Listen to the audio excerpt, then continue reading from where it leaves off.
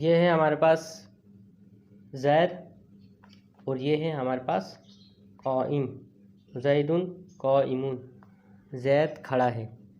इसकी आज हम तरकीब करेंगे और ये जानेंगे कि जो हमारे तलबा हैं वो इसमें मेजर और बड़ी गलती क्या करते हैं और उस गलती की तरफ इनकी तवज्जो नहीं होती।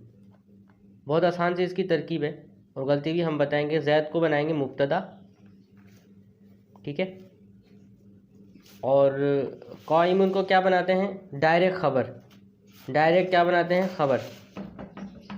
ये गलत है, ख़बर नहीं है बल्कि क़ाइमुन इसमें फ़ाइल है।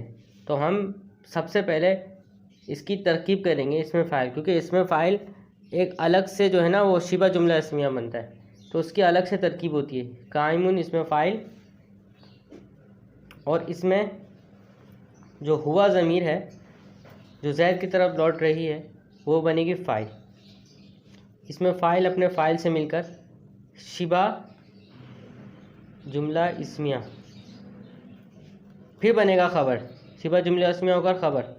यह हमारे पास मुब्तदा ख़बर जुमला इस्मिया ख़बरिया।